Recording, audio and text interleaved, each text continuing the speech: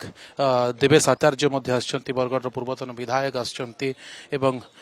सी दर्शन करने आज्ञा जो गोटे अपूरणीय क्षति कारण पूरा जदि कहवा केवल पश्चिम ओडिशा नुहे पूरा ओडिशा रे केवल जड़े डाक्तर नथिले राजनेता समाजसेवी थे निश्चित भाव में समस्त माने गोटे शून्य स्थान पूरण हो मोर भक्तिपूत श्रद्धांजलि ज्ञापन करुच्ची मैडम को प्रति से गोटे सेवार प्रतीक थिले एवं आमे जो माने यंग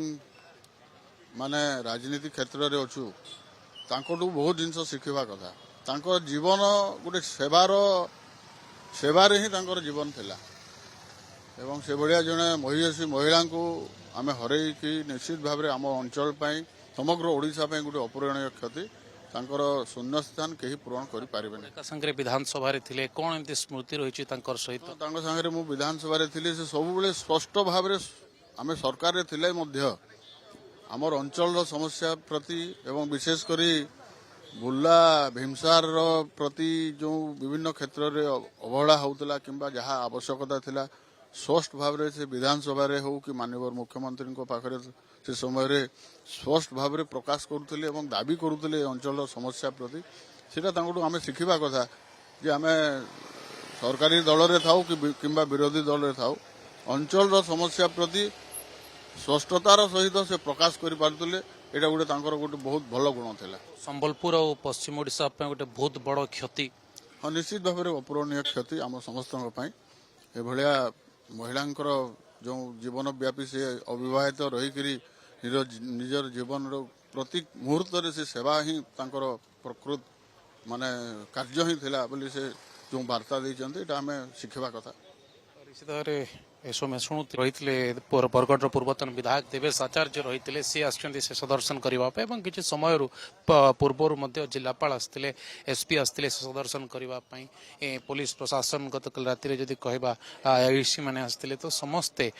जदि कहवा संबलपुर प्रतिटी व्यक्ति आसुंच हिसाब से सारा ओडिशा रे केवल संबलपुर नुहे पश्चिम ओडिशा नुहे सारा ओडिशा रे प्रसिद्ध थिले एवं जड़े भल मनीष हिसाब से भल डाक्तर तो निश्चित भाव में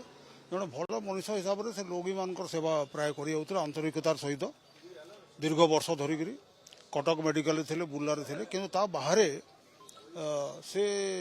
जड़े उत्कृष्ट समाजसेवी विधायिका थिले आमर अंचल दुर्भाग्य जे से जदि स्वास्थ्य मंत्री ही थांते ताले हुए तो आमर किसी स्वास्थ्य प्रगति ही था तापर आपण माने बहुत लोक जानी ना जे आमर से संबलपुर विश्वविद्यालय कर्मचारी संघर से सभापति मरिबा पर्यंत एबे भी अछंती मृत्यु हो गला काली